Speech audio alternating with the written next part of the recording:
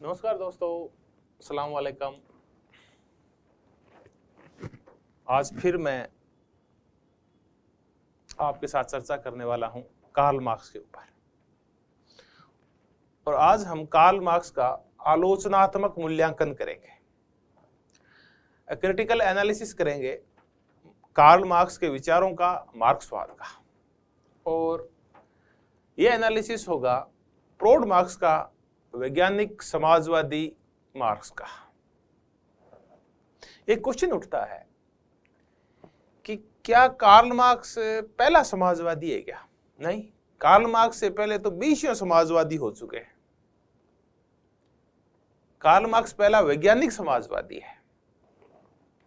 अब बाकी के समाजवाद और वैज्ञानिक समाजवाद में फर्क इतना ही है कि जो कार्ल मार्क्स का वैज्ञानिक समाजवाद है वो सिद्धांत और व्यवहार यानी प्रैक्टिस के ऊपर बल देता है, सिद्धांतों का निर्माण व्यवहार में ढालने के लिए करता है। यहां वैज्ञानिकता का तात्पर्य यह है कि समाज का जो विकास हुआ उसके कुछ निश्चित नियम खोजे जा सकते हैं कि किस नियमों के तहत हुआ, ये कैसे हुआ और आगे क्या हो सकता है, इसकी भविष्यवाणी भी की जा सकती है। यानी कुछ ऐसे नियम, सार्वभौमिक निरपेक्ष सत्य खोजे जा सकते हैं, इतिहास की ऐसी वैज्ञानिक व्याख्या की जा सकती है जो अनुभवी हो। तो इसलिए इनका जो समाजवाद है वो वैज्ञानिक समाजवाद है। तो अब हम इसी वैज्ञानिक समाजवाद और कार्ल मार्क्स से संबंधित जो और विचार हैं उनका आलोचनात्मक मूल्यांकन शुरू करते हैं।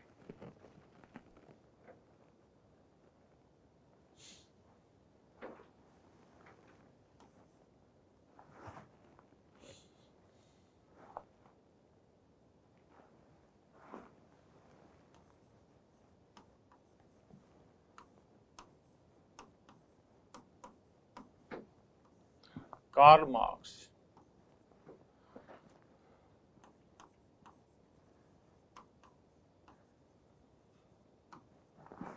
आज अपन जब कार्ल मार्क्स का आलोचनात्मक मूल्यांकन करेंगे, या सीधे कहें कि आज जब अपन कार्ल मार्क्स के विभिन्न विचारकों के द्वारा की गई आलोचना करेंगे,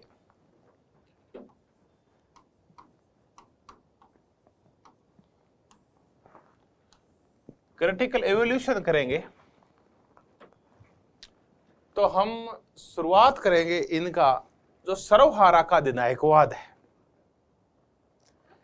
और फिर हम आर्थिक नियतिवाद की, आमूल परिवर्तनवाद की, ऐतिहासिकतावाद की, इन सब की चर्चा करते जाएंगे।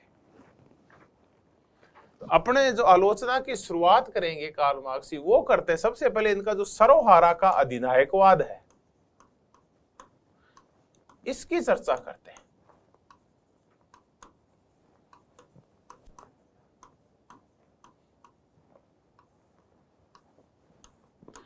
देखिए, जब हम इतिहास का क्रमिक विकास देखते हैं कार्ल मार्क्स के शब्दों में, तो पहले आदिम साम्यवाद था, फिर वो व्यवस्था भंग हुई, फिर दास समाज आया। दास समाज के बाद जो अगला समाज आया वो आया सामंती समाज। फिर सामंती समाज को समाप्त करके और पूंजीवाद आया। फिर पूंजीवाद में जो कॉन्ट्राडिक्शन होंगे, पैदा होंगे, उनकी वजह से क्रांति होगी, वर्ग संघर्ष होगा, वर्ग विद्रोह होगा, और फिर कुछ समय के लिए, एक ट्रांजैक्शनल पीरियड के लिए, संक्रमण काल के लिए आएगी सर्वहारा की तानाशाही या सर्वहारा का अधिनायकवाद। ये कुछ समय के लिए होगा, ये कोई स्थायी अवस्था या लंबी चलने वाली अवस्था नहीं है कार्ल मार्क्स के अकॉर्डिंग। हालांकि कार्ल मार्क्स ने इसका टाइम डिसाइड नहीं किया कि कितने टाइम तक रह सकती है, लेकिन उन्होंने ये कहा कि पूंजीवाद और साम्यवाद के बीच की अवस्था होगी और एक संक्रमणकालीन पीरियड होगा।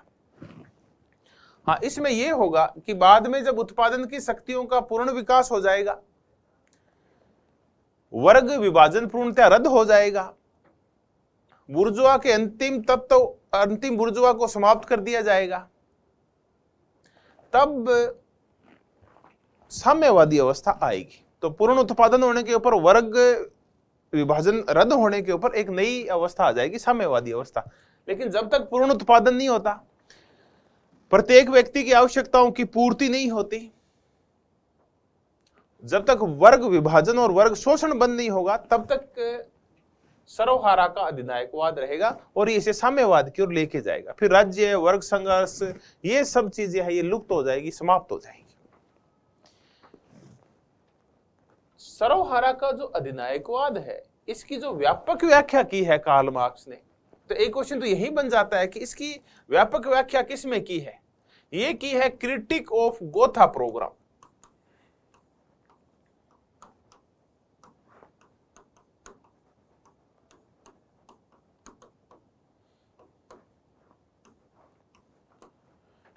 क्रिटिक ऑफ गोथा प्रोग्राम, और ये एक पुस्तक लिखी गई 1875 में। गोथा जर्मनी का एक शहर है, और शुरुआत में अपनी चर्चा हुई थी कि इस शहर में जर्मन सोशल डेमोक्रेटिक पार्टी की 1875 में अधिवेशन हुआ, social democratic party of Germany का।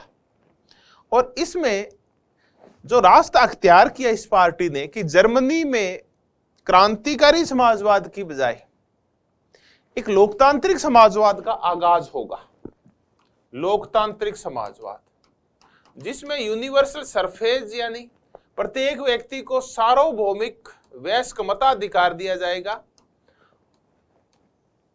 तो ये था लोकतांत्रिक समाजवाद, और यानी लोकतांत्रिक तरीके से समाजवाद का आगाज होगा।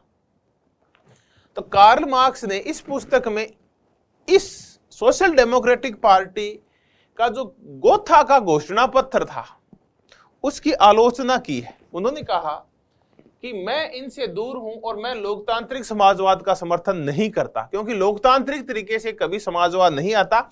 समाजवाद लाने का तरीका है क्रांतिकारी समाजवाद।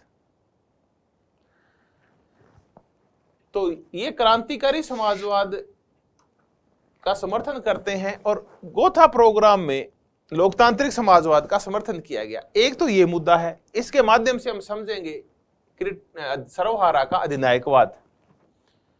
दूसरा,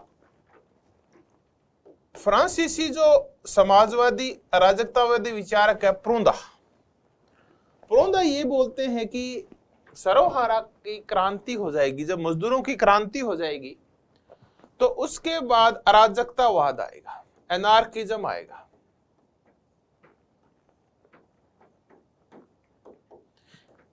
यानी अगली अवस्था ये होगी, पूंजीवाद से सीधा ही अराजकतावादी समाजवाद की ओर गमन होगा।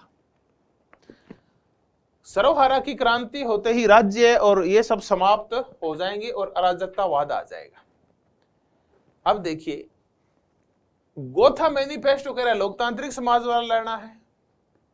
सरोहारा की क्रांति के बाद, मजदूरों की क्रांति के बाद, प्रोंदा बहुत पहले कह रहे थे, जब इन्होंने 1946 में अपनी पुस्तक लिखी द फिलोसफी ऑफ पुअरिटी, जिसका कार्ल मार्क्स ने उस टाइम भी विरोध किया था, पुअरिटी ऑफ फिलोसफी लिख के, उसमें वो अराजकतावादी समाजवाद का समर्थन कर रहे हैं। तो अब कुल मिला के कार्ल मार्क्स इन दोनों का विरोध करते हैं। पूंजीवाद के बाद अगली अवस्था कौन सी होगी, बहस का मुद्दा यही है। पूंजीवाद के बाद क्या? देखिए, यहां तक तो ठीक है, आदिम साम्यवाद, दास समाज, सामंती समाज और पूंजीवाद। पूंजीवाद के बाद मजदूर की क्रांति, वो तो चलो एक प्रोसेस है। उस मजदूर क्रांति पर इतिहास का कौन सा स्टेज आएगा? एसडीपी कह रहे लोकतांत्रिक समाजवाद, प्रोंदा कह रहे अराजकतावादी समाजवाद। कार्ल मार्क्स ने कहा नहीं, इन दोनों की बजाय एक संक्रमण काल के रूप में सरोहारा का अधिनायकवाद आएगा। तो पूंजीवाद के बाद जो अगली जो स्टेज है वो सरोहारा का अधिनायकवाद है, और ये इन्होंने कहा है क्रिटिक ऑफ गोथा प्रोग्राम, और उसके बाद साम्यवाद आएगा। लेनिन ने जब मार्क्स के सिद्धांतों की व्याख्या की तो उन्होंने इस सरोहारा के अधिनायकवाद को एक नाम दिया, समाजवादी अवस्था।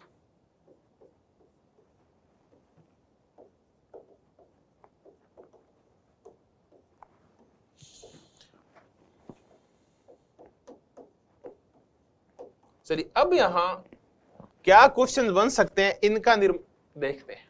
क्वेश्चन बनेगा कि सरोहारा का अधिनायकवाद कहां व्याख्या की कार्ल मार्क्स ने? तो क्रिटिक ऑफ गोथा प्रोग्राम में। इस कृति में की। क्रिटिक ग्रोथा प्रोग्राम में काय का विरोध किया? लोकतांत्रिक समाजवाद का कार्ल मार्क्स ने विरोध किया। सरोहारा का अधिनायकवाद है, इसको किसने समाजवादी अवस्था का नाम दिया है? तो लेनिन ने दिया है। तो ऐसे करके और कुछ छोटे छोटे तथ्यात्मक क्वेश्चंस का निर्माण हो सकता है। ये कौन सी स्टेज है? तो ये लोकतांत्रिक समाजवाद, राजकतावादी समाजवाद की बजाय पूंजीवाद और साम्यवाद के बीच की स्टेज है, और जस्ट पूंजीवाद के बाद आएगा ये। तो स्टेज के भी याद रखेंगे, पूंजीवाद के बाद ये आता है। पूंजीवाद और साम्यवाद के बीच की अवस्था है, ये सर्वहारा का अधिनायकवाद है। क्या ये स्थायी और लंबे चलने वाली अवस्था है? नहीं, ये एक संक्रमणकालीन अवस्था है।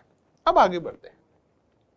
हमें यह आ गया कि सर्वहारा का अधिनायकवाद आएगा, मजदूरों की तानाशाही आएगी और मजदूर अंतिम बुर्जुआ तत्व को समाप्त करेंगे, खूब उत्पादन करेंगे, वर्ग शोषण बंद हो जाएगा, फिर धीरे धीरे वर्ग विभाजन, वर्ग शोषण, वर्ग विद्वेष हो जाएगा, एक वर्ग रह जाएगा। एक वर्ग के रहते ही फिर जो वर्ग विहीन, राज्य विहीन, शोषण विहीन अवस्था आएगी, वो साम्यवाद होगी। तो ये अवस्था कैसी अवस्था थी? बाद में जब रशिया के अंदर क्रांति हुई, बोल्शेविक क्रांति हुई, और उसके बाद सर्वहारा का अधिनायकवाद आया, तो क्या वास्तव में वो वैसा ही था क्या जैसे कार्ल मार्क्स ने कल्पना की थी? बस मुद्दा यही है, हम किसकी आलोचना करें, क्योंकि ये सिद्धांत कार्ल मार्क्स दे के गए। तो क्या कार्ल मार्क्स ने ये नहीं सोचा था कि इसका रूप कुछ और भी हो सकता है? मजदूरों का नेतृत्व करने वाले मजदूरों के नाम के ऊपर तानाशाही भी स्थापित कर सकते हैं। कार्ल मार्क्स ने ये नहीं सोचा था। तो हम देखते हैं कि आखिर सर्वहारा के अधिनायकवाद में रूस की बोल्शेविक क्रांति के बाद क्या रूप लिया और इसकी क्या आलोचना की गई। अब आप कार्ल मार्क्स की कह लें या कार्ल मार्क्स के इस थ्योरी की आलोचना करते हैं कि जब इसको व्यवहार में ढाला गया यूएसएसआर में, और यूएसएसआर से पहले जो रूस था, तब क्या स्थिति हुई, इसकी अपन चर्चा करते हैं। तो इसकी जो आलोचना है, सर्वहारा का अधिनायकवाद,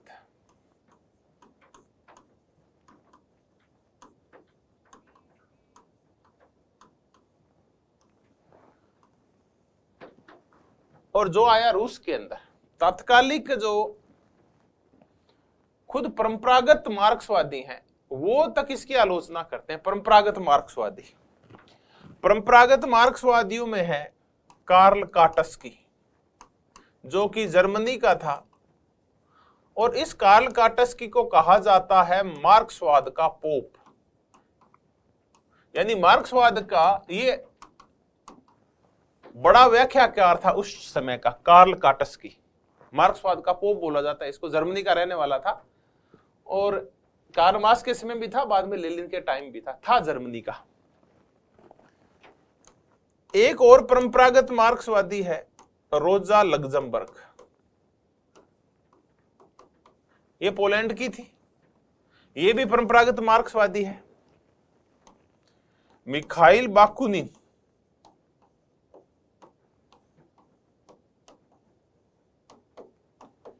ये विचारक है एक, ये भी परंपरागत मार्क्सवादी है, मिखाइल बाकुनिन भी। एक संशोधनवादी मार्क्सवादी है जिनका नाम है बर्नस्टाइन।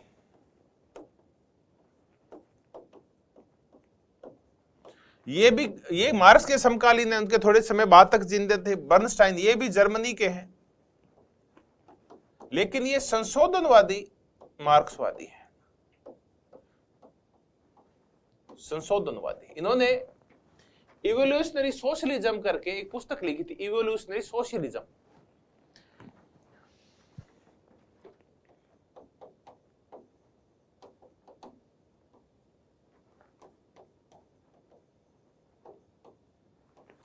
इवोल्यूशनरी सोशलिज्म, इस पुस्तक में इन्होंने कार्ल मार्क्स की काफी सारी प्रस्तावनाओं में, उनके सिद्धांतों में संशोधन कर दिया था। तो इसको संशोधनवादी समाजवाद भी बोला जाता है, इनके समाजवाद को, और इनके समाजवाद को विकासवादी, इवोल्यूशन का तात्पर्य होता है विकास, तो विकासवादी समाजवाद भी बोला जाता है। चलिए, ये भी आलोचना करते हैं। एक हम और चर्चा कर लेंगे, मिलोवान जिलास।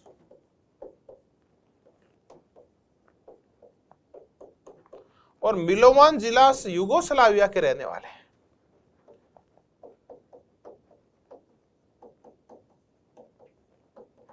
इनकी एक बड़ी जोरदार पुस्तक आई, न्यू क्लास। देखिए ऐसे तो नहीं याद रहे, आप ऐसा मिलान कर लीजिए, Milovan Djilas new class. New class means नया वर्ग। 1957 में ये पुस्तक आई थी। तो सर्वहारा के अधिनायकवाद की और मार्क्सवाद को व्यवहारिक रूप दिया गया रूस और यूएसएसआर में, उसकी हम आलोचना करते हैं। कार्ल काटस्की जो जर्मनी का परंपरागत मार्क्सवादी है, लेनिन का जो समकालीन है, कार्ल काटस्की कहता है कि ये जो क्रांति हुई रूस के अंदर, जो कि बोल्शेविकों ने की थी, इसको वो गुट विद्रोह बोलता है कि ये क्रांति कतई सर्वहारा की क्रांति नहीं है, बल्कि ये बोल्शेविक गुट का एक विद्रोह है सत्ता पे काबिज होने के लिए। तो एक तो ये लेनिन के बोल्शेविक विद्रोह की आलोचना करता है। दूसरा ये कहता है कि यहां जो समाजवाद आया 1917 की बोल्शेविक क्रांति के बाद, देखिए जो क्रांति है 1917 की, जिसको आप रूस की क्रांति बोलते हैं, उसको बोल्शेविक क्रांति भी बोला जाता है। बोल्शेविक का तात्पर्य होता है बहुसंख्यक, क्योंकि उसमें जो रूस के मार्क्सवादी थे वो दो भागों में बंट गए थे। एक थे मेनशेविक और एक थे बोल्शेविक। बोल्शेविक बहुसंख्यक, मेनशेविक अल्पसंख्यक। मेनशेविक थे वो भी क्रांति के पक्षधर नहीं थे, जबकि बोल्शेविक क्रांति के पक्षधर थे। अब ये बहस का मुद्दा है, इनका जो स्टेजेस को लेके लड़ाई थी, ऐतिहासिक विकास को लेके झगड़ा था इनके मध्य आपस में। तो ये बोल्शेविक क्रांति हुई जो 1917 में लेनिन के नेतृत्व में। कार्ल काटस्की इस क्रांति के बाद जो वहां समाजवाद आया उसको बैरक समाजवाद बोलता है। बैरक का तात्पर्य है कि एक बैरक में बंद समाजवाद। सर्वहारा के नाम पे आया है, मजदूरों के नाम पे आया है, गरीबों के नाम के ऊपर आया है, लेकिन इस समाजवाद को बंद कर दिया है लेनिन ने अपने हिसाब से। तो एक बंद समाजवाद आया है, मजदूर हितों के नाम के ऊपर मजदूरों तक का गला घोटा जा रहा है, इसलिए इसको उन्होंने बैरक समाजवाद का नाम दिया है। तो कार्ल काटस्की सर्वहारा का जो रशियन अधिनायकवाद है, रशिया में जो है, उसको बैरक समाजवाद बोलते हैं। ऐसी आलोचनाएं रोजा लग्जमबर्ग करती है। मिखाइल बाकुनिन ने बड़ी जोरदार बात बोली है।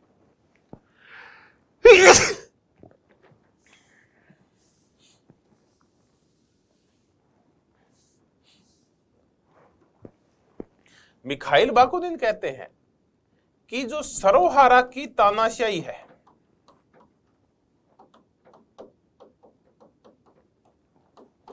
वो सर्वहारा पर तानाशाही हो गई है।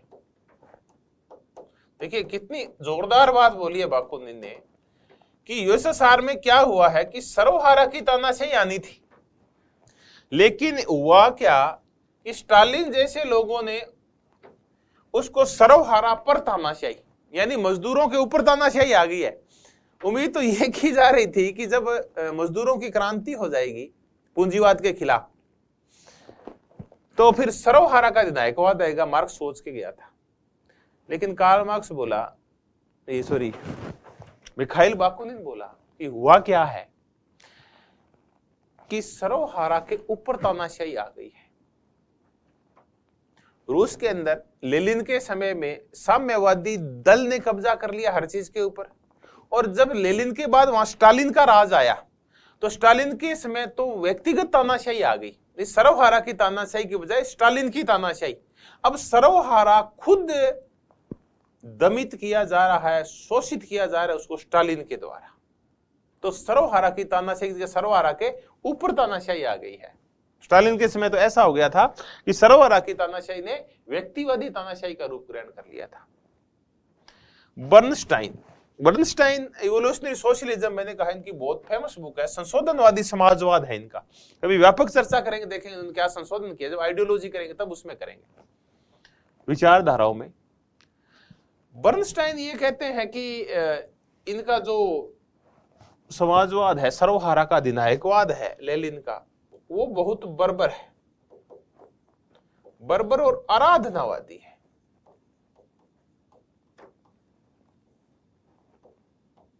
आराधनावादी के तात्पर्य ये है कि ये पूजा को बढ़ावा देता है। कौन सी, ये नहीं कोई देवीय पूजा नहीं है, ये आराधनावादी का तात्पर्य व्यक्ति पूजा टाइप होती है इसके अंदर। तो ये अत्यंत बर्बर है बर्नस्टाइन के अकॉर्डिंग, और ये आराधनावादी है। जैसे वो है ना, स्टालिन की आराधना होने लगी, लेनिन की आराधना होने लगी।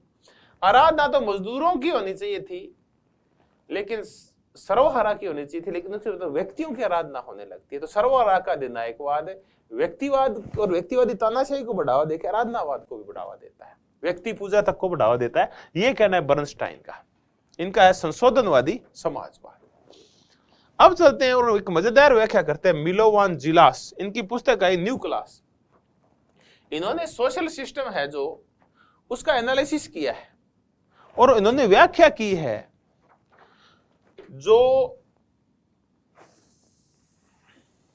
यूएसएसआर की जो तानाशाही थी उसकी व्याख्या की है।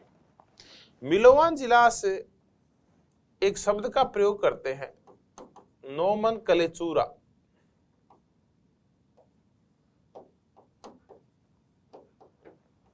नोमेनक्लेचुरा मीन्स नौकरशाही।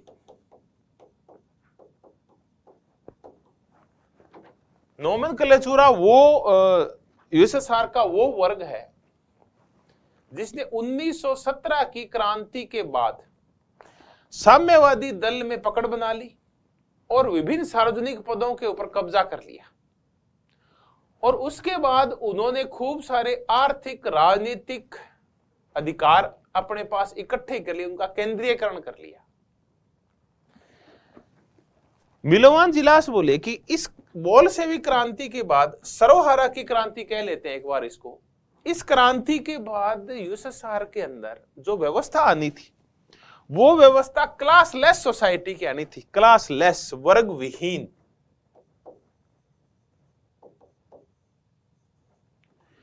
यानी एक जो शोषक क्लास थी उसको समाप्त कर देना था और शोषण बंद हो जाना चाहिए था।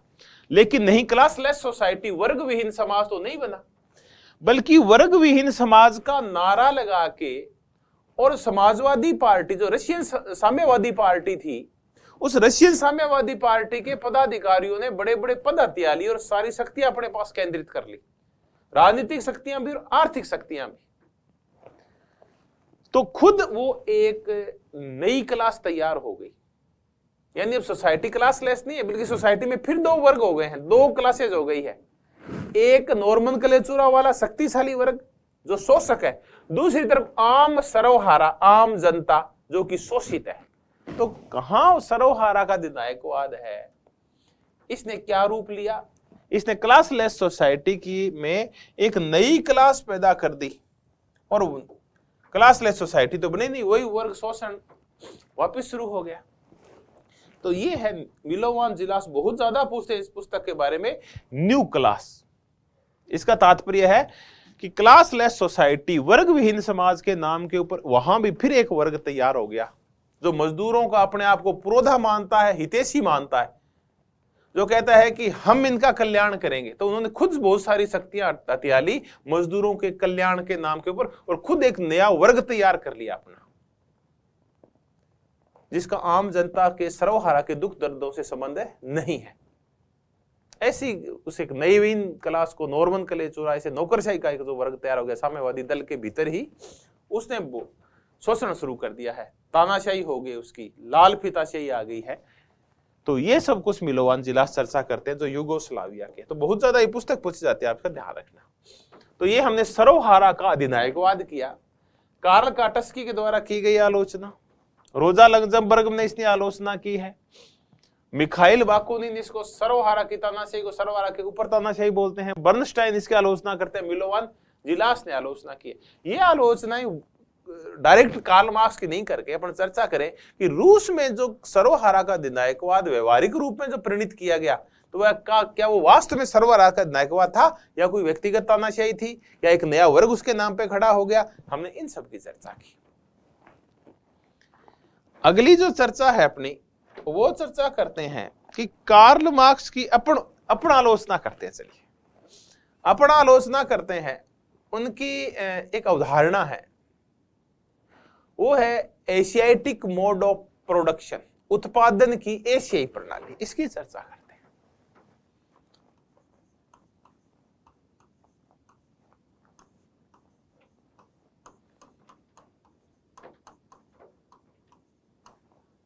उत्पादन की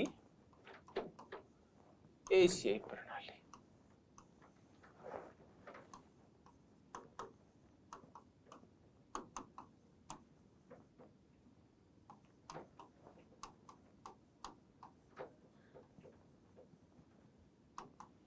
एशियाटिक मोड ऑफ प्रोडक्शन। देखिए कार्ल मार्क्स ये कहते हैं कि और जो वेस्टर्न के औद्योगिक देश हैं उनकी बजाय ये जो अफ्रीकन देश हैं, एशियाई देश हैं, यहां सिर्फ एशिया की चर्चा नहीं कर रहे, उन सब समाजों की चर्चा कर रहे हैं जो कि थर्ड वर्ल्ड के, आज जिनको अपने थर्ड वर्ल्ड के देश बोलते हैं, उन पिछड़े हुए समाजों की जिनका औद्योगिकरण नहीं हुआ है, वो सारे के सारे इस मोड ऑफ प्रोडक्शन में आते हैं।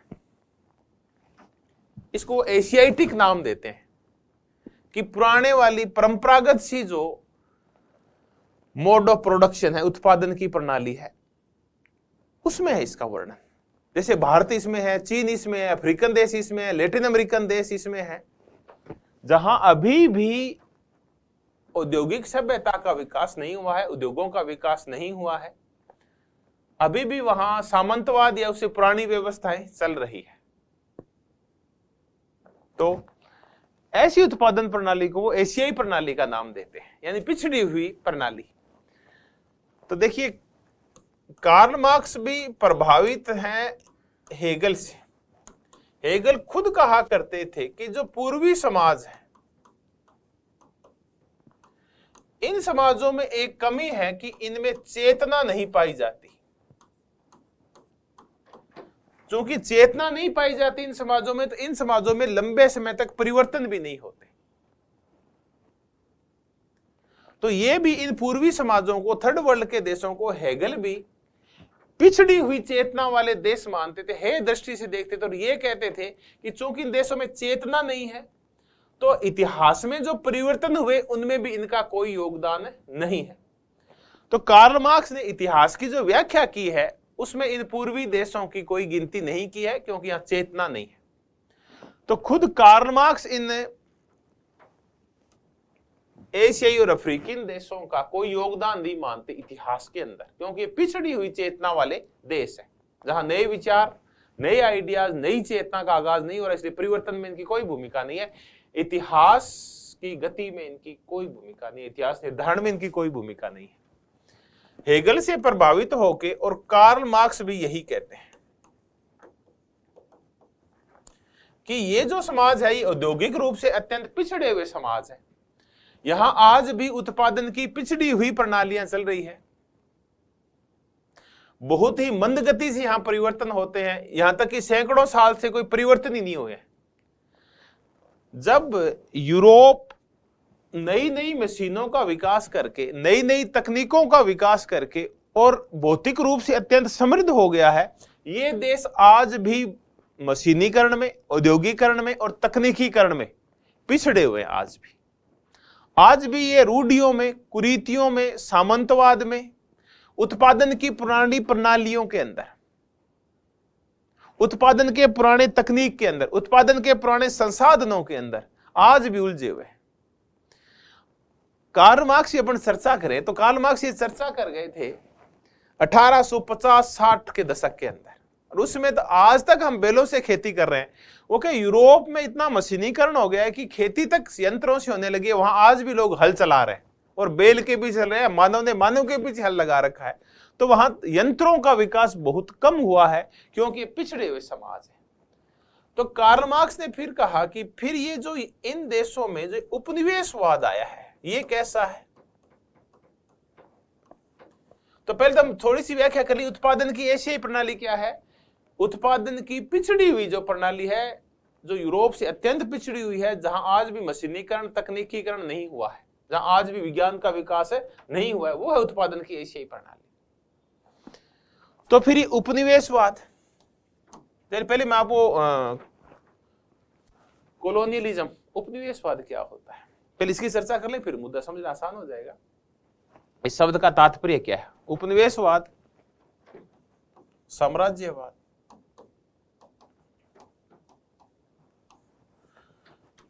चलिए, साम्राज्यवाद होता है अपने साम्राज्य का विस्तार करना बलपूर्वक। उपनिवेशवाद उसी का एक रूप है। यूरोपीय देश जब औद्योगिक रूप से समृद्ध हो गए, पश्चिमी यूरोप के देश विशेष करके, तो वहां जब प्रोडक्शन एक्सेस हो गया तो उन्होंने प्रोडक्शन की खपत करने के लिए संसार के जो अन्य देश थे वहां बाजार खोजे ताकि चीजों को बेचा जा सके और वहां से कच्चा माल लाया जा सके, ताकि इनका उद्योग है वो दिन रात गति करते रहें। तो कच्चे माल की प्राप्ति के लिए और तैयार माल को खपाने के लिए इन औद्योगिक रूप से विकसित यूरोपीय देशों ने अफ्रीका के ऊपर, एशिया के ऊपर जो कब्जा किया था, जैसे हमारे अंग्रेजों ने कब्जा कर लिया, श्रीलंका पे अंग्रेजों ने कब्जा कर लिया, वियतनाम के ऊपर फ्रांसीसियों ने कब्जा कर लिया, कहीं डचों ने कब्जा कर लिया, कहीं स्पेनिश ने कब्जा कर लिया, कहीं पुर्तगीज ने कब्जा कर लिया। ये सारा जो इन्होंने कब्जा किया, जैसे अंग्रेजों ईस्ट इंडिया कंपनी का भारत पे कब्जा होना, ये उपनिवेशवाद कहलाता है। व्यापार करने के लिए आए थे, बाजार के काम आए थे, यहां आके यहां की राजव्यवस्था के ऊपर भी कब्जा कर लिया। तो अर्थव्यवस्था, राजव्यवस्था सब कुछ हथियाली जाती है जब एक बाहरी देश के द्वारा, और वहां के फिर आर्थिक संसाधनों का शोषण शुरू हो जाता है, मानवीय संसाधनों का शोषण शुरू हो जाता है बलपूर्वक, तो उसको हम उपनिवेशवाद बोलते हैं। अब देखिए, उपनिवेशवाद हमारी नजर में तो एक शोषणकारी प्रवृत्ति है, एक शोषणकारी अवधारणा है, लेकिन कार्ल मार्क्स कहते हैं कि ये पॉजिटिव अवधारणा है, ये तो इसको सकारात्मक रूप से ले रहे हैं। ये कह रहा है कि इन देशों में जो उपनिवेशवाद गया है, इन देशों में जो पश्चिमी यूरोप के लोगों ने इनके ऊपर आधिपत्य स्थापित किया है, अब ये यूरोपियन लोग वहां क्या करेंगे? कार्ल मार्क्स कहता है कि ये यूरोपियन लोग वहां उद्योग लगाएंगे, वहां तकनीक का विकास करेंगे, वहां संचार व परिवहन के साधनों का विकास करेंगे। जैसे यहां टेलीग्राम वगैरह लेके आए, रेलवे लाइनें बिछाई, और वहां फिर एक नए वर्ग का निर्माण होगा, क्योंकि अभी तो ये सामंती टाइप से वर्ग है, पिछड़े हुए समाज, एक सदियों से यहां कोई परिवर्तन नहीं हो रहा।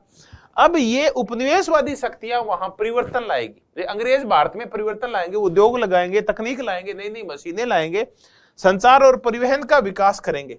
इससे क्या होगा कि ये समाज जो कि सदियों से रुके हुए हैं, वहां में वर्ग में परिवर्तन होगा, इन वर्गों में, और जैसे ही औद्योगिकरण होगा यहां दो वर्गों का विकास हो जाएगा, एक बुर्जुआ और दूसरा सर्वहारा। और जैसे ही दो वर्गों का विकास हो जाएगा तो फिर सर्वहारा में चेतना आ जाएगी और इन देशों में भी फिर क्रांति हो जाएगी और फिर वहां वही साम्यवादी व्यवस्था का आगाज हो जाएगा। तो कार्ल मार्क्स ये कहते हैं कि उपनिवेशवाद एक सकारात्मक स्थिति है ताकि इतिहास को उसके अंतिम रूप तक पहुंचाया जा सके, ताकि साम्यवाद लाया जा सके। तो उस रुकी हुई अवस्था को तोड़ने के लिए जरूरी है उपनिवेशवाद। उन देशों को सामंतवाद से दूर करने के लिए, पिछड़ी हुई अर्थव्यवस्था से दूर करने के लिए, एशियाटिक मोड ऑफ प्रोडक्शन से दूर करने के लिए वहां उत्पादन की औद्योगिक प्रणाली का विकास करना होगा। ये उपनिवेशवादी शक्तियां ही कर सकती है। तो ये कह के, और उन्होंने उत्पादन की एशियाई प्रणाली के तहत जो थर्ड वर्ल्ड के देश, जिनको आज हम थर्ड वर्ल्ड के देश बोलते हैं, या अफ्रीकन और एशियन देश हैं, यहां उपनिवेशवाद का समर्थन किया है। अब आगे चलते हैं। इसका मतलब भारत में जो उपनिवेशवाद है, कार्ल मार्क्स कहता है वो सही है, लेकिन एक रूप में उन्होंने आलोचना की है कि वहां अंग्रेजों ने एक गड़बड़ कर दी भारत में। वो भारत में अंग्रेजी राज का समर्थक है कार्ल मार्क्स, कि होना चाहिए अंग्रेजों का राज, लेकिन एक मुद्दे पे वो आलोचना करते हैं कि इन अंग्रेजों ने वहां के उद्योग धंधे, जो कि बुनकरों का काम था, हस्तशिल्प का काम था, उसको बर्बाद कर दिया। ये गलत किया उन्होंने। चलिए अब आगे बढ़ते हैं। और उत्पादन की एशियाई प्रणाली के तहत हमें थोड़ा झटका सा लगता है कि कैसे कार्ल मार्क्स जैसा व्यक्ति उपनिवेशवादी शोषणकारी व्यवस्था का समर्थक हो सकता है, लेकिन उन्होंने समर्थन किया है। इतिहास के को तोड़ने के लिए ये जरूरी है, कार्ल मार्क्स का ये कहना है। अब आगे चलते हैं और कार्ल मार्क्स की और विभिन्न मुद्दों के ऊपर इनका जो आर्थिक निर्धारणवाद है,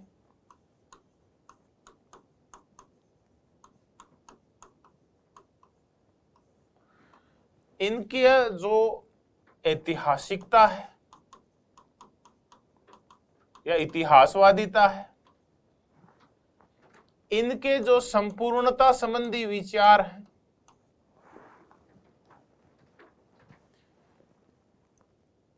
इनका जो वर्ग संघर्ष के विचार हैं,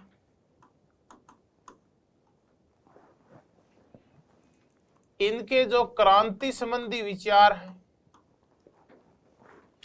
और इनके जो आमूल परिवर्तन संबंधी विचार है, रेडिकल चेंज संबंधी विचार है, इनकी आलोचना करते हैं। और आलोचनाओं में हम एक मुख्य विचार को लेते हैं, सबसे पहले कार्ल पोपर को।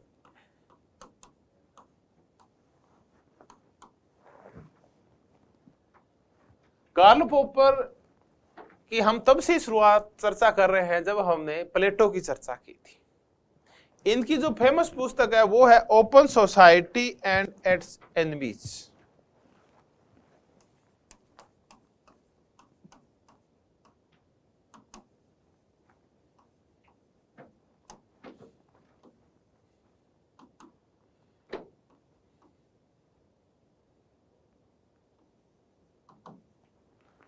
खुले समाज और उसके दुश्मन।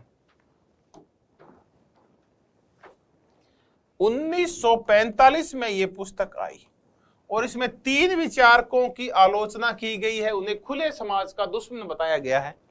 ऐसे आलोचकों में एक व्यक्ति है प्लेटो, ऐसे व्यक्तियों में एक व्यक्ति है हेगल और ऐसे व्यक्तियों में एक व्यक्ति है कार्ल मार्क्स।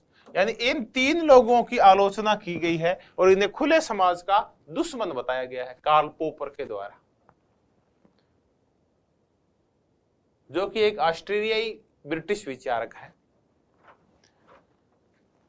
कार्ल मार्क्स ने जो आलोचना की है, कार्ल पोपर ने कार्ल मार्क्स की यानी मार्क्सवाद की जो आलोचना की है, इनकी आलोचना की है आर्थिक निर्धारणवाद के आधार के ऊपर, आलोचना की है इतिहासवादिता के आधार के ऊपर और आलोचना की है समग्रता के ऊपर, आलोचना की है रेडिकल चेंज के ऊपर, आमूल परिवर्तनवाद के ऊपर। इन मुद्दों के ऊपर आलोचना की है। आर्थिक निर्धारणवाद, पहले ये देखते हैं ये मुद्दा क्या है। कार्ल पोपर ये कहते हैं, कार्ल मार्क्स क्या कहते हैं, पहले इसको देखते हैं है क्या आर्थिक निर्धारणवाद या आर्थिक नियतिवाद, कि इस इतिहास में समाज में जो परिवर्तन का मूल कारक है वो आर्थिक तत्व है। समाज के जो अन्य तत्व है, चाहे कला है, साहित्य है, राजनीति है, कानून है, संस्कृति है, विचारधाराएं हैं, उनका परिवर्तन में कोई योगदान नहीं होता। वो तो अधिसंरचनाएं होती है जो आधार पे टिकी होती है। आधार में तो आर्थिक तत्व होते हैं, तो हर चीज का निर्धारण आर्थिक तत्व ही करते हैं। जबकि कार्ल पोपर कहते हैं कि ऐसा नहीं है, बहुत सारे तत्व मिलके और परिवर्तनों का आगाज करते हैं, इतिहास को आगे बढ़ाते हैं। तो एक मुद्दा तो ये। दूसरा है इतिहासवादिता, कि कार्ल मार्क्स ने इतिहासवादिता के विचार दे दिए कि समाज ऐसे ऐसे करके आगे बढ़ा था, कैसे आदिम साम्यवाद आया, कैसे दास समाज आया। अब आपको करना क्या होगा कि कार्ल मार्क्स ने जो रूट बता दिया, आपको उसी रूट का अनुगमन करना होगा। आप इसकी अवस्थाओं में अपने अनुसार छेड़छाड़ नहीं कर सकते। अब आपके ऊपर कार्ल मार्क्स ये कह के कि ये जो इतिहास की अवस्थाएं हैं आदिम साम्यवाद से लेकर साम्यवाद तक, ये ऐसे ही है, ये आनुभाविक है, ये सार्वभौमिक है, ये वैज्ञानिक है, ये कह के और ये थोप दी गई है और ये मजबूर करती है मानव को एक ही उस रूट के ऊपर चलने के लिए। यानी अब आप के विचार ओपन नहीं है। अगर आप कार्ल मार्क्स को मानते हैं तो आपको इन्हीं अवस्थाओं को मानना होगा, इन्हीं तत्वों को मानना होगा, उसी वर्ग संघर्ष को मानना होगा, उसी रास्ते का अनुसरण करना होगा। तो कार्ल मार्क्स ने इतिहासवादिता के ऊपर जो बल दिया, इतिहास की जो व्याख्या की है, ये व्याख्याएं ओपन सोसाइटी में नहीं चलती। ओपन सोसाइटी में प्रत्येक व्यक्ति हर चीज का, यहां तक कि इतिहास, ऐतिहासिक चरण और इस इतिहास को प्रभावित करने वाले तत्वों की सब व्याख्या करता है, हर प्रकार की व्याख्या करने के लिए स्वतंत्र होता है। लेकिन मार्क्सवाद ऐसा नहीं करने देता, उसने जो व्याख्या कर दी वही आपको स्वीकार करनी होगी। तो ये तो गुलामी लेके आता है इतिहासवाद, तो वैचारिक गुलामी। फिर है समग्रता। कार्ल मार्क्स ने जो विचार व्यक्त किए हैं वो समग्र रूप से व्यक्त कर दिए हैं और उन सब के ऊपर फिर आर्थिक तत्वों को थोप दिया है। होलिसिटी आ गई है उनके विचारों में कि कैसे समाज बदलेगा, कैसे राजनीति बदलेगी, कैसे अर्थव्यवस्था बदलेगी, कैसे उत्पादन के साधन बदलेंगे। तो उन्हें अर्थव्यवस्था, शिक्षा, राजव्यवस्था, हर एक मुद्दे को एक ही तत्व के अंदर निचोड़ दिया है। तो ये भी है। फिर वो कहते हैं कि एक और रेडिकल चेंज, समग्रता तो है ही है और रेडिकल चेंज का और मुद्दा है। रेडिकल चेंज का मुद्दा ये है कि परिवर्तन आमूल होंगे और पहले की व्यवस्थाओं को पूर्णतया बदल दिया जाएगा। कार्ल पॉपर कहते हैं कि परिवर्तन होते ये पीस मिल होने चाहिए। तो कार्ल पॉपर है ये सामाजिक अभियांत्रिकी, सोशल इंजीनियरिंग की चर्चा करते हैं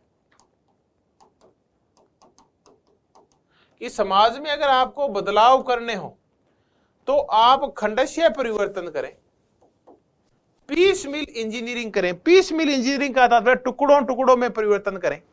तो खंडशः परिवर्तन के समर्थक हैं और ये धीमे परिवर्तनों के समर्थक हैं।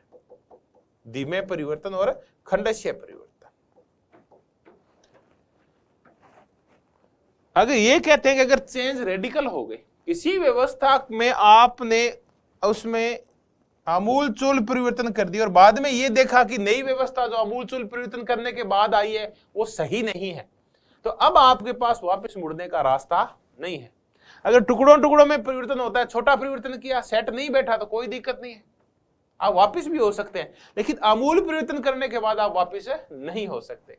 चलिए छोटे से उदाहरण से समझे आमूल परिवर्तन के नुकसान क्या होते हैं कार्ल पॉपर के अकॉर्डिंग। कि आपको इस मकान में कोई कमी लगी, कोई एक मकान है आपका, उसमें ये देखा कि उसके प्रॉपर वे में हवा नहीं आ रही है। आपने क्या किया, जेसीबी बुलाई और पूरे मकान को ढा दिया कि चलो नया खड़ा करते हैं। फिर आपने देखा कि अब तो आपके पास मकान बनाने के लिए पैसे ही नहीं है, अब आप उस मकान को वापस खड़ा नहीं कर सकते। तो इससे अच्छा था कि आप उसमें ना एक जगह से दीवार को तोड़कर हवा की व्यवस्था कर लेते। नहीं हो रही है तो कहीं उसको बंद करके कहीं और से तोड़ लेते। लेकिन अब तो आपने पूरा मकान ही तोड़ दिया, अब आप क्या करोगे। तो ये है कि रेडिकल चेंज नहीं होने चाहिए। उन्होंने हर मुद्दे को अपने अंदर समेट लिया है, समग्रता ले आए हैं और ये कहा है कि सारा कुछ काम ऐसे ही होगा। इतिहास की वही व्याख्या मान्य है जो मैंने की है और एक ही तत्व पे बल दिया है, आर्थिक तत्व के ऊपर। तो ऐसा करके कार्ल पॉपर कहते हैं कि ये ओपन सोसाइटी में नहीं चलता। ओपन सोसाइटी में जो परिवर्तन होते हैं उनका आप ऐसे निर्धारण नहीं कर सकते, इतिहास की आप ऐसी व्याख्या नहीं कर सकते। समग्रता की बजाय किसी भी चीज को आप टुकड़ों टुकड़ों में समझने की कोशिश करो और रेडिकल चेंज की बजाय आप धीमे परिवर्तन लेके आओ। तो ये थे कार्ल पॉपर। तो ये कहा जाता है कि कार्ल पॉपर ने वाकई में जोरदार आलोचना की कार्ल मार्क्स की। अब अपन चलते हैं कि क्या बोला बर्लिन और क्या बोला मैगी कार्ल पॉपर की इन आलोचनाओं के बारे में। फिर आगे बढ़ते हैं और कुछ और आलोचनाएं करते हैं।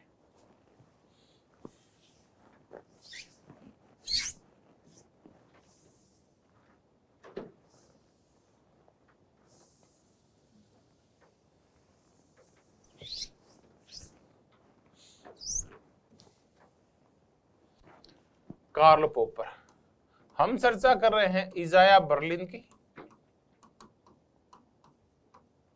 और हम चर्चा कर रहे हैं मैगी की।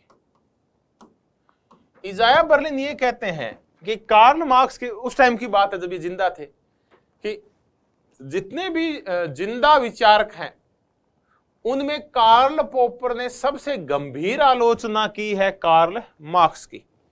तो इजाया बर्लिन ये बोलते हैं कि मार्क्सवाद के सबसे जो गंभीर आलोचक हैं वो कार्ल पॉपर है, यानी कार्ल मार्क्स के सबसे गंभीर आलोचक कार्ल पॉपर। मैगी ये कहते हैं कि अगर आप कार्ल मार्क्स की आलोचनाएं पढ़ लें, वो आलोचनाएं जो कार्ल पॉपर ने की है, तो उसके बाद आप मार्क्सवाद को मानना ही छोड़ देंगे, आपका मार्क्सवाद से पूरा विश्वास उठ जाएगा। तब मैगी कहते हैं कि कैसे कोई व्यक्ति कार्ल पोपर की आलोचनाएं पढ़ने के बाद कार्ल मार्क्स का समर्थक रह सकता है। तो ऐसे करके इजाया बर्लिन और मैगी है वो कार्ल पोपर को और उसकी आलोचनाओं को महान बताते हैं और कार्ल मार्क्स को तुच्छ बताते हैं, मार्क्सवाद को तुच्छ बताते हैं। अब चलते हैं और इसी संदर्भ में इजाया बर्लिन के विचार क्या हैं, इनको समझने की कोशिश करते हैं। देखिए, इजाया बर्लिन को अपन तब करते हैं जब अपन इच्छा स्वेच्छा तंत्रवाद करते हैं, लिबर्टेरियनिज्म करते हैं, यानी नव दक्षिण पंथ करते हैं, तब भी थोड़ी बहुत इजाया बर्लिन की चर्चा आती है। लेकिन स्वेच्छा तंत्रवादी है मूलतः ये इजाया बर्लिन। हालांकि दोनों धाराएं एक दूसरे से काफी मिलती जुलती हैं, चाहे वो इच्छा स्वेच्छा तंत्रवाद हो या नव दक्षिण पंथ हो, फिर कभी चर्चा करेंगे इनकी। इजाया बर्लिन जो कि इच्छा स्वेच्छा तंत्रवादी उदारवादी विचारक हैं, ये कहते हैं कि मानते हैं कि कार्ल मार्क्स महान थे। ये कहते हैं कि कार्ल मार्क्स बिल्कुल महान थे, लेकिन कार्ल मार्क्स भी इतिहास को पहचान नहीं पाए। हालांकि कार्ल मार्क्स ये कहते हैं कि मैंने इतिहास को पहचान लिया है, इतिहास ऐसे आगे बढ़ेगा, पूंजीवाद का खात्मा होगा, सर्वहारा का विधायकवाद आएगा और फिर आएगा साम्यवाद। इजाया बर्लिन कहते हैं कि कार्ल मार्क्स नहीं पहचान पाए जो 20वीं सदी में तानाशाही आई। 20वीं सदी में तानाशाही किस रूप में आई? ये आई नाजीवाद के रूप में, हिटलर आया जर्मनी में, और फांसीवाद के रूप में मुसोलिनी आया इटली के अंदर। कि एक तो इसको नहीं पहचान पाए, तो ये तो उनके इतिहास में कहीं वर्णित ही नहीं है, उन्होंने इतिहास की जो व्याख्या की है। दूसरा, ये नहीं पहचान पाए कल्याणकारी राज्य। इन्होंने कहा कि सर्वहारा के नायक के बाद आवश्यकताओं की पूर्ति के लिए फिर साम्यवादी व्यवस्था आ जाएगी, जबकि कल्याणकारी राज्य भी तो बेसिक नीड्स की पूर्ति करता है। तो जो कल्याणकारी राज्य आना था उसको भी पहचान नहीं पाई है। और फिर ये कहते हैं कि पूंजीवाद की जो उनकी व्याख्या है कार्ल मार्क्स की, वो 19वीं सदी का जो पूंजीवाद है उसकी व्याख्या है।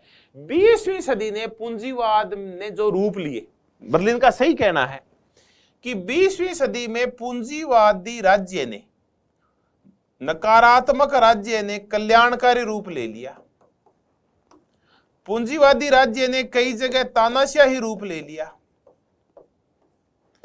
और उसके बाद इस राज्य ने और ज्यादा तकनीकी रूप ले लिया। इसको नहीं पहचान पाए कार्ल मार्क्स। तो ये तो उनका जो पूंजीवाद है उसकी व्याख्या 19वीं सदी की है। 20वीं सदी में अपने चेहरे बदल लिए पूंजीवाद ने, वो कहीं कल्याणकारी हो गया, कहीं वो तानाशाही प्रवृत्ति का हो गया और कहीं ज्यादा तकनीक संपन्न हो गया, विशेष करके पिछले 20-30 साल में। तो ये हमने इजाया बर्लिन को देखा। इजाया बर्लिन कहते हैं कि जो ज्यादा अच्छा समाज होता है उसमें स्वतंत्रता होती है, उसमें बहुलवाद होता है, उसमें उदारवाद होता है। यानी अच्छा समाज है वो ऐसा होता है, यानी वही कार्ल पोपर वाले जैसे सी स्वतंत्रता, बहुलवाद, उदारपंथी। अब थोड़ी चर्चा कर ले, बहुलवाद क्या होता है। देखिए, दो शब्द है, बहुमतवाद और बहुलवाद। आप इनका अंतर करना सीख जाए। एक होता है बहुमतवाद और एक होता है बहुलवाद।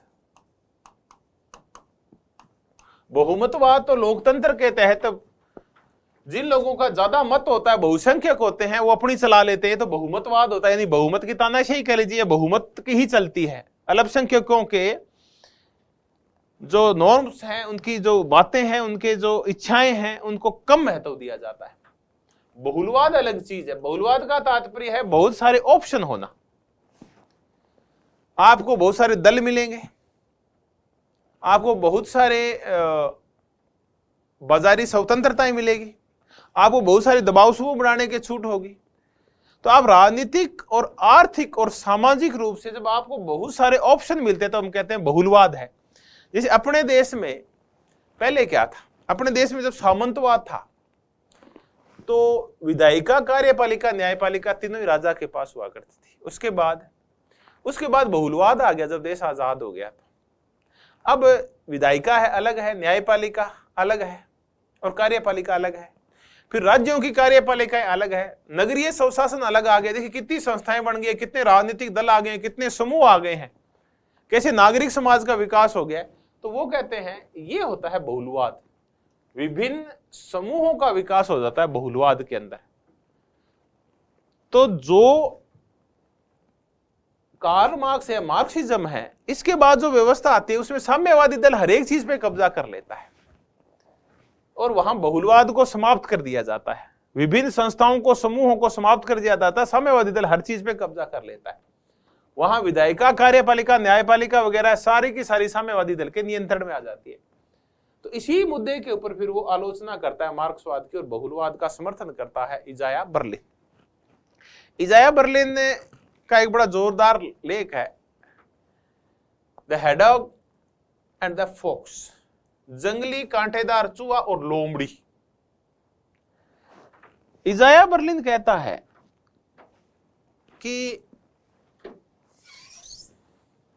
ये जो प्लेटो है, अपन वैसी व्याख्या कर रहे हैं इजाया बर्लिन की समझाने के लिए, जंगली, हालांकि ये जो व्याख्या है कांटेदार चूहा व लोमड़ी, ये जो इसका लेख है, ये जंगली कांटेदार चूहा कहता है प्लेटो को और लोमड़ी बोलता है वो अरस्तु को, इजाया बर्लिन। जंगली कांटेदार चूहा जो एक ही चीज जानता है कि बचना कैसे है, खतरे का एक कोई सा खतरा आए चाहे वो अपने खोल में समा जाता है, एक ही चीज जानता है, उसकी दृष्टि निश्चित है, उसकी सोच निश्चित है। लोमड़ी बहुत सारी चीजों को जानती है, वो चारों तरफ नजर रखती है, 50 चीजों के बारे में जानती है। तो प्लेटो है वो एक ही बारे में जानता है, वो है दार्शनिक राजा, और अरस्तु है ये 158 संविधानों के बारे में जानता है और फिर उनके निष्कर्ष के बाद कहीं पहुंचता है। तो प्लेटो की नजरें फिक्स है, साम्यवाद है, दार्शनिक राजा है। अरस्तु है, उसकी पॉलिटी में बहुत सारी चीजों का मिश्रण है। तो ये कह के इजाया बर्लिन प्लेटो की बजाय अरस्तु को और अच्छा मानता है। लेकिन अगर इस मुद्दे को अपन बढ़ा रहे हैं, इजाया बर्लिन नहीं बढ़ा रहा। हम कार्ल पोपर की तरह इसमें हेगल को भी शामिल कर सकते हैं और हम इसको में कार्ल मार्क्स को भी शामिल कर सकते हैं। देखिए आप मत करना, मैं तो समझाने के लिए कह रहा हूं कि ये इनमें क्या समानता है प्लेटो, हेगल और कार्ल मार्क्स ने। कार्ल पोपर इन तीनों लोगों को, कार्ल पोपर की चर्चा कर रहा हूं कि प्लेटो, हेगल और कार्ल मार्क्स को खुले समाज का दुश्मन बताता है। अब अपन करें कि जंगली कांटेदार चूहा हुआ लोमड़ी। अब हेगल और कार्ल मार्क्स है, हेगल इतिहास को एक जगह ले जाके रोक देता है और वो है राष्ट्रीय राज्य, यानी इससे आगे नहीं देख पाता, वो राष्ट्र राज्य, एंड ऑफ हिस्ट्री हो गई है, राष्ट्र राज्य। कार्ल मार्क्स भी इतिहास को और आगे इसके नए रूप नहीं देख पाता और वो रुक जाता है साम्यवाद। तो फिर तो हम इजाया बर्लिन के शब्दों में चर्चा करें तो ये भी जंगली कांटेदार जो है, जो सिर्फ एक चीज जानते हैं, जिनकी दृष्टि का विकास नहीं हुआ, इतिहास का तो एक ही रूप देखा है इन्होंने और वो अंत कर रहे हैं उसका, यानी इसके बाद कोई नए इतिहास का निर्माण नहीं होगा, कई नए विचार नहीं आएगा, कोई नया सिद्धांत नहीं आएगा, इतिहास की गति रुक जाएगी। कार्ल मार्क्स उस गति को साम्यवाद पे रोक देता है, हेगल राष्ट्र राज्य पे रोक देता है, प्लेटो उसको दार्शनिक राजा पे ले जाके रोक देता है। देखिए जो बहुलवादी होता है, अब फिर चलते हैं बहुलवादी। तो बहुलवादी कैसे होते हैं? बहुलवादी लोमड़ी की तरह होते हैं, तो नई नई व्यवस्थाओं की चर्चा करते रहते हैं, बहुत सारी व्यवस्थाओं के सौपन देखते रहते हैं, व्यवस्था परिवर्तन की चर्चा करते रहते हैं, इतिहास को रोकते नहीं है, बल्कि इतिहास चलने का नाम है, गति का नाम है। तो हमने इजाया बर्लिन की, कार्ल पोपर की जो आलोचनाएं थी मार्क्सवाद के संदर्भ में, उनकी चर्चा की। अब एक और विचार की चर्चा करते हैं और वो है अल्फ्रेड कोबान।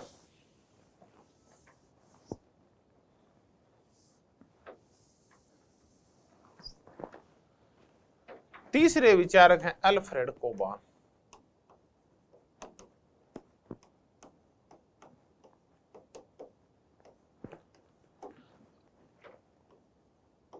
अल्फ्रेड कोबान ब्रिटेन के, इनकी आगे भी खूब व्यापक चर्चा होगी जब राजनीतिक सिद्धांतों की चर्चा करेंगे और सिद्धांतों का पतन वगैरह करेंगे, तो अल्फ्रेड कोबान की चर्चा करेंगे अपन।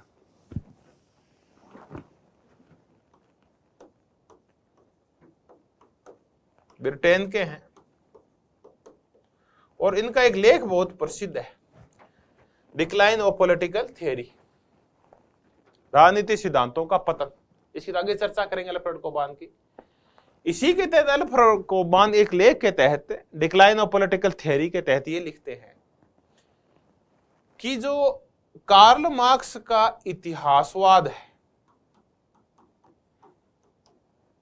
और इतिहासवाद अकेले कार्ल मार्क्स का नहीं बल्कि हेगल का भी और मार्क्स का भी, इन दोनों ने राजनीतिक सिद्धांतों का पतन कर दिया है। क्योंकि इतिहास की ये जो व्याख्या कर रहे हैं उसमें नए मूल्यों के लिए, नए सिद्धांतों के लिए, नए विश्वासों के लिए बिल्कुल भी जगह नहीं है। इतिहास का रूट फिक्स है, वैसे वैसी गतियां होनी है, वैसे काम होने हैं, वो समूह होंगे, वो वर्ग होंगे, वो चेतना होगी और इतिहास आगे बढ़ेगा। नए तरीके से आप इसमें कुछ भी सम्मिलित नहीं कर सकते। तो ये जो इतिहासवाद है कार्ल मार्क्स और हेगल का, तो अपन मार्क्स की चर्चा कर रहे हैं। अल्फ्रेड कोबान इस मुद्दे के ऊपर इनकी आलोचना करते हैं कि इस इतिहासवाद ने राजनीतिक सिद्धांतों का पतन कर दिया है, नवीन विचारों का पतन कर दिया है, रूढ़िवादिता को बढ़ावा दिया है। अल्फ्रेड कोबान एक और बड़े मजेदार विचारक हैं, वो है फ्रांसीसी फुकुयामा।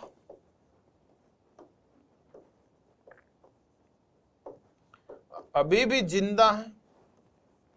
इनकी 1992 में एक बड़ी फेमस बुक आई थी, आप सबके रटी हुई है, the end of history and the last man.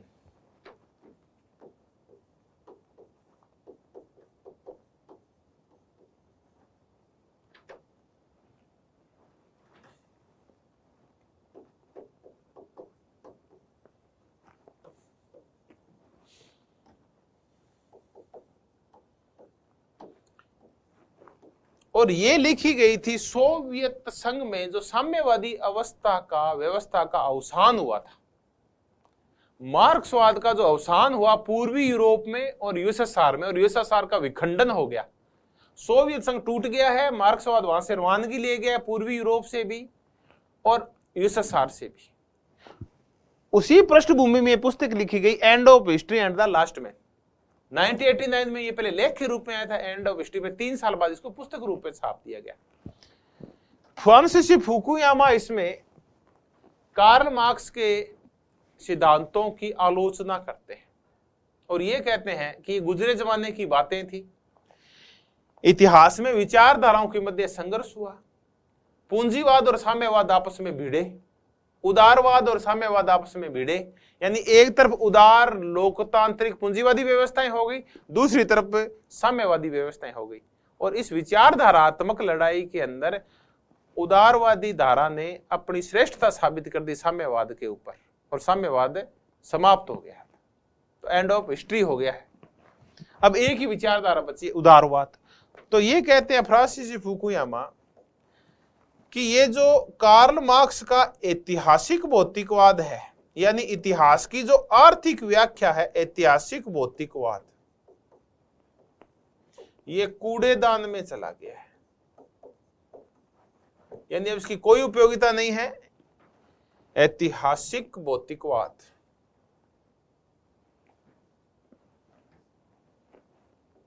यानी इतिहास की आर्थिक व्याख्या, कुल मिला के कार्ल मार्क्स की जो व्याख्याएं थी वो कूड़ेदान में चली गई, यानी मार्क्सवाद कूड़ेदान में चला गया है, ये कहना है फ्रांसीसी फुकुयामा का। चलिए, तो हमने फ्रांसीसी फुकुयामा का ये विचार भी सुना कि ये कूड़ेदान में चला गया है। कार्ल पोपर भी बड़ी जोरदार बात बोलते हैं। कार्ल पोपर कहते हैं कि ये जो कार्ल मार्क्स है, यानी जो मार्क्सवाद है,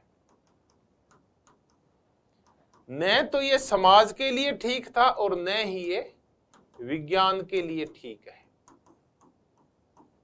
न समाज के लिए ठीक है और न विज्ञान के लिए ठीक है, दोनों के लिए ठीक नहीं है मार्क्सवाद। समाज में वर्ग संघर्ष पैदा करता है, हिंसा पैदा करता है, टूटन पैदा करता है, तानाशाही पैदा करता है, बंद समाज पैदा करता है। और विज्ञान को भी भ्रष्ट करता है, क्योंकि विज्ञान में जो चीजें होती है वो अनुभविक होती है, उनका हम प्रयोग कर सकते हैं, उनके संबंध में हम सही तरीके से भविष्यवाणी कर सकते हैं। लेकिन कार्ल मार्क्स के जो सिद्धांत है वो वैज्ञानिक होने के बावजूद भी वैज्ञानिक नहीं है, बल्कि कार्ल मार्क्स के मन के विचार हैं जिनको वो सार्वभौमिक रूप देने की कोशिश कर रहे हैं, यानी सापेक्ष चीजों को वो निरपेक्ष बनाने की कोशिश कर रहे हैं। तो ये कार्ल पोपर कहता है नहीं, ये समाज के लिए ठीक है, ना विज्ञान के लिए। तो Karl Popper, Isaiah Berlin, Alfred Cobban, Francis Fukuyama ने जो आलोचनाएं की है कार्ल मार्क्स के विभिन्न प्रस्तावनाओं की, उनकी अवधारणाओं की, विचारों की, उनकी हमने चर्चा की। कोई 2-4 विचार को और कर लेते हैं जो उनकी आलोचना करते हैं। एक मजेदार विचार करते हैं दांते जर्मिनो।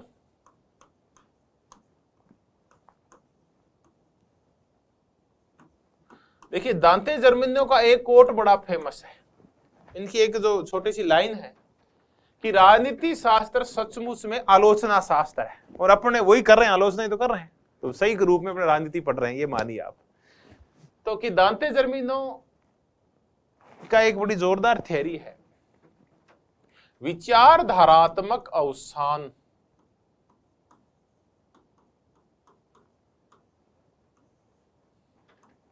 देखिए, एक तो हो सकता है ये कभी सीधा ही आपसे वर्डिंग पूछ ले, विचारधारात्मक अवसानवाद, आइडियोलॉजिकल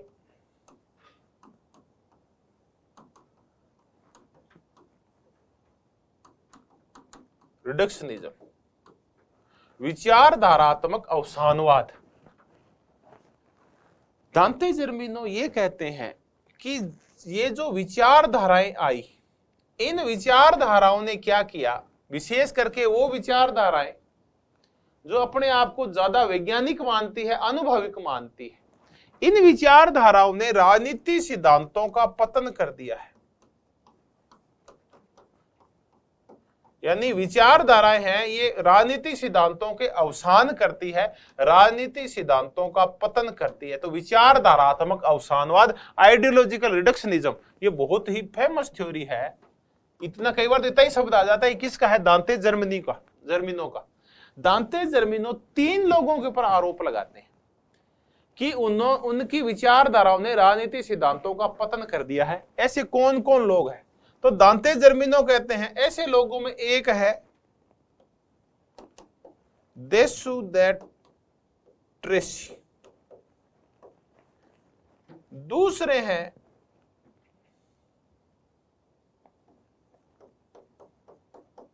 ऑगस्ट कोम्टे, और तीसरे हैं कार्ल मार्क्स। देसुडेट ट्रेसी ने 1796 में विचारधारा शब्द की पहली बार व्यापक व्याख्या की थी। तो जो विचारधारा आइडियोलॉजी कर रहे हैं, इसकी पहली व्याख्या देसुडेट ट्रेसी ने की थी, शब्द का प्रयोग किया था, और इसे कहा था विचारों का विज्ञान।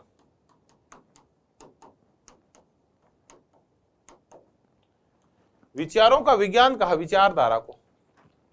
अगर आप विचारों का विज्ञान निर्मित कर देते हैं तो समाज में उसी अनुकाल चीजें हो सकती है। एक विज्ञान का विकास कर दीजिए, यानी एक निश्चित सूत्र समाज के स्थापित कर दीजिए, फिर उन्हीं सूत्रों के अकॉर्डिंग समाज आगे बढ़ता जाता है, तो आप एक अच्छे समाज के लिए वैज्ञानिक नियमों का निर्धारण कर सकते हैं। अब जब आपने अच्छे समाज के वैज्ञानिक नियम निर्धारित कर दिए तो इसका मतलब उसमें परिवर्तन की गुंजाइश नहीं है। अब H2O से मिलके पानी बनेगा, ये वैज्ञानिक नियम है। अब आप और किसी तरीके से पानी बना नहीं सकते, एक वही तरीका निश्चित करना पड़ेगा। तो अब नए, जैसे विचारों का विज्ञान एक बार विकसित हो गया तो फिर नए विचार ही नहीं आएंगे, तो नए सिद्धांतों का निर्माण नहीं होगा। तो विचारों का वास्तव में कोई विज्ञान होता नहीं है, ये कहना है दांते जर्मनी को। लेकिन देसुडेट ट्रेसी तो कहता है, ये देसुडेट ट्रेसी फ्रांस का है, और फ्रांस की जो क्रांति हुई थी 1789 की क्रांति, उस क्रांति में इस व्यक्ति ने बहुत बढ़ चढ़ के भाग लिया था। फिर एक और फ्रांसीसी विचार थे अगस्ट कोम्टे भी ऐसी चर्चाएं करते हैं, और इनकी जो विचारधारा है या विचार है वो है प्रत्यक्षवाद से रिलेटेड। प्रत्यक्षवाद, पॉजिटिविज्म बोलते हैं प्रत्यक्षवाद को अपन।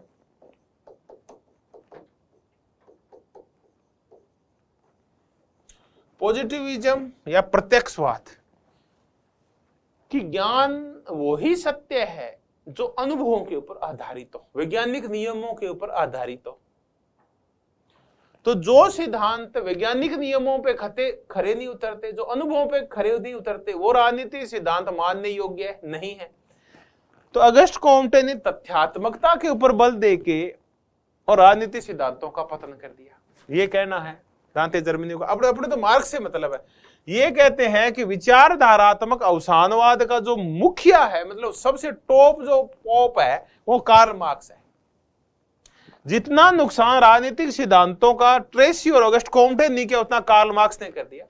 क्योंकि कार्ल मार्क्स कहता है कि मेरे जो नियम है, मेरा जो समाजवाद है, वैज्ञानिक समाजवाद है, और इतिहास वैसे ही गति करेगा, इतिहास में वैसी गतिविधियां होगी जो मैंने निर्धारित कर दिया, समाज का वर्गीकरण भी वैसे होगा आधार और अधिक संरचना में जो मैंने कह दिया है। इसका मतलब आपने ये कह दिया है तो अब इसमें स्वतंत्रता, समानता, न्याय के नए नए रूप, नए नए सिद्धांतों का निर्माण और इनको यहां पालन करवाना संभव है नहीं है।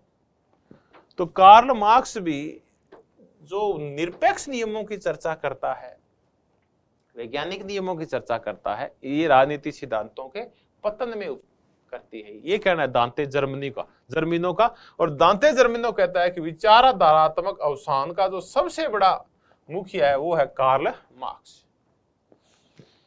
तो हमने दांते जर्मिनो के द्वारा ने जो कार्ल मार्क्स की आलोचना की थी, हमने ये देखी।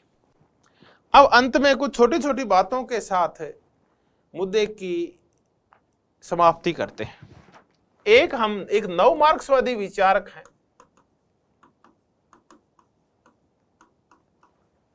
ये फ्रैंकफर्ट स्कूल से निकले हुए हैं।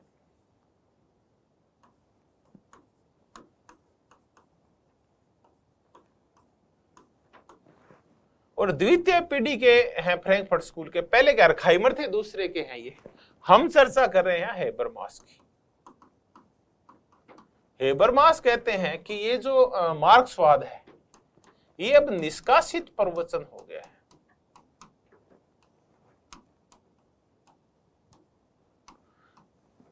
निष्कासित प्रवचन का तात्पर्य ये है कि ये प्रवचन अब प्रासंगिक नहीं है। बदलते पूंजीवाद के अंदर, बदलती परिस्थितियों के अंदर, बदलते समाज और बदलती संस्कृतियों में, बदलती आर्थिक व्यवस्थाओं में, तो अब जो परंपरागत मार्क्सवाद है उसका निष्कासन हो गया। वो कोई काम का नहीं बचा है नए समाज में, नई अर्थव्यवस्था के अंदर जो 20वीं सदी में आई है। तो इसलिए हेबरमास इसको निष्कासित प्रवचन बोलते हैं। तो ये आलोचनात्मक सिद्धांत वाले जो हेबरमास है, ये इस रूप में इसको आलोचना करते हैं, आलोचनात्मक सिद्धांत। देखिए, इसकी हम बार बार चर्चा करते हैं। ये फ्रैंकफर्ट स्कूल वाले हैं, इनका जो मार्क्सवाद है वो आलोचनात्मक मार्क्सवाद है। तो आलोचनात्मक मार्क्सवादी हेबरमास आलोचना करते हैं कि मार्क्सवाद है, जो परंपरागत मार्क्सवाद है या वैज्ञानिक समाजवाद है कार्ल मार्क्स का, वो अब निष्कासित प्रवचन हो गया। तो आर्थिक नियतिवाद और ये प्रासंगिक नहीं है। यानी कोई चीज का निर्धारण सिर्फ आर्थिक तत्व ही नहीं करते, बाकी अन्य तत्व भी और विचार भी और चेतना भी महत्वपूर्ण है। इनके ऊपर बल देते हैं हेबरमास। अंत में अपन कोइसलर की चर्चा करते हैं और मुद्दे को समाप्त करते हैं।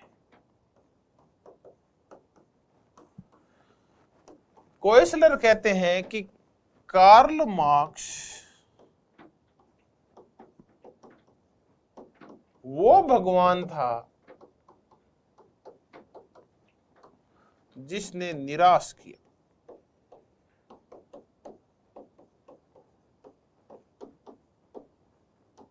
चलिए, ये कोइसलर का कहना है। आप मानो ये नहीं मानो, ये आपकी इच्छा है।